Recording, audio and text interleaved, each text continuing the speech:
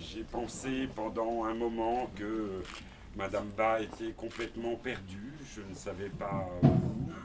J'en étais très triste. De temps en temps, quand je le rencontrais au hasard d'une allée, dans un salon ou dans la rue, je lui disais et Madame Ba, j'arrivais pas à obtenir beaucoup de réponses et d'informations. Et puis, il y a quelques mois, il me dit si, elle va revenir. Et donc, c'est pour ça, vous vous doutez bien, que Eric est là ce soir. Nous avons la chance d'avoir avec nous deux formidables musiciens. Et puis,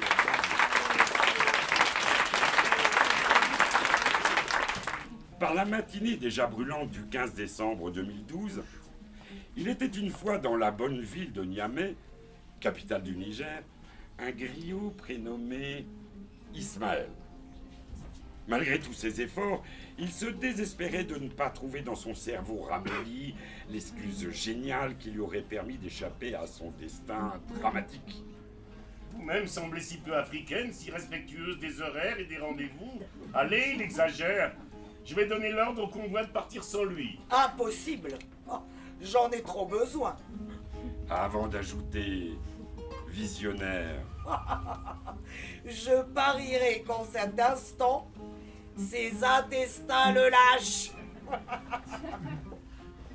Pendant que dans les toilettes des Nations Unies, mon ventre continuait de se vider, ma tête subissait les assauts d'une démone que, hélas, je connaissais trop bien, celle de la curiosité.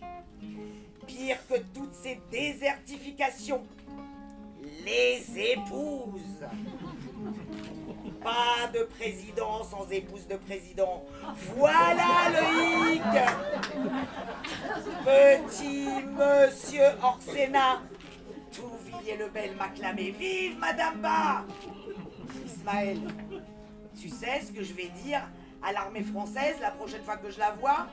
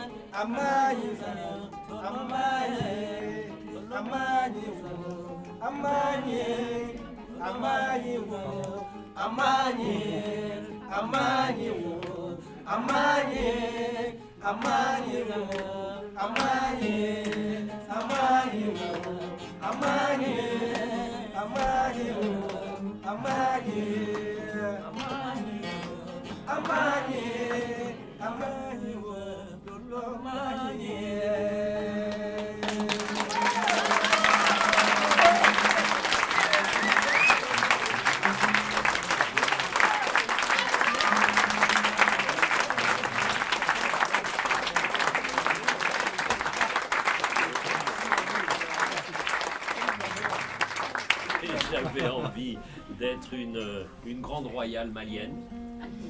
Et donc l'avantage quand on est écrivain et le besoin quand on est écrivain, c'est vivre la vie des autres. C'est-à-dire pas se satisfaire de sa vie à soi, mais d'aller explorer.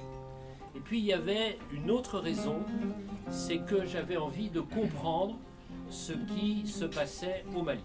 Pour créer un personnage, et si vous réussissez votre affaire, le personnage est comme un bateau, il explore pour vous. C'était Madame Ba qui parlait.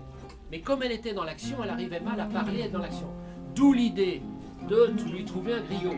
Mais le griot, il devait avoir un lien avec elle. Et à partir du moment où il y a eu le couple entre Madame Ba et son Michel, alors Michel, vous avez entendu Platini, il dit des trucs, mais enfin, c'est pas vraiment un griot. Donc j'ai rebaptisé Ismaël, et boum, et le couple était parti, et à ce moment-là, c'est allé assez vite. Et puis ensuite, évidemment, la situation s'est dégradée. Il y a eu l'horreur absolue à Agueloc, vous vous souvenez, et puis tout ça est arrivé, et il y a eu l'intervention française. Et alors il y a une scène, évidemment on ne pouvait pas tout lire, mais surtout pas.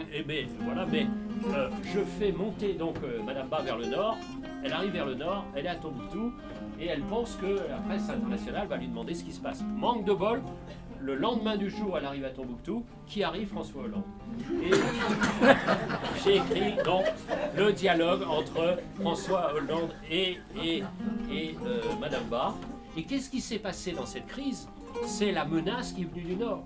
C'est donc la menace du sable. C'est la menace du fluide. C'est la menace des trafics face à la vérité de la culture du Sud. Donc, vous voyez, ce qui m'a intéressé, c'est de voir les différentes vérités. C'est ça la merveille du roman, c'est qu'il y a des vérités qui sont des vérités des événements, et puis il y a des vérités beaucoup, beaucoup plus lentes, qui sont les vérités de la nature.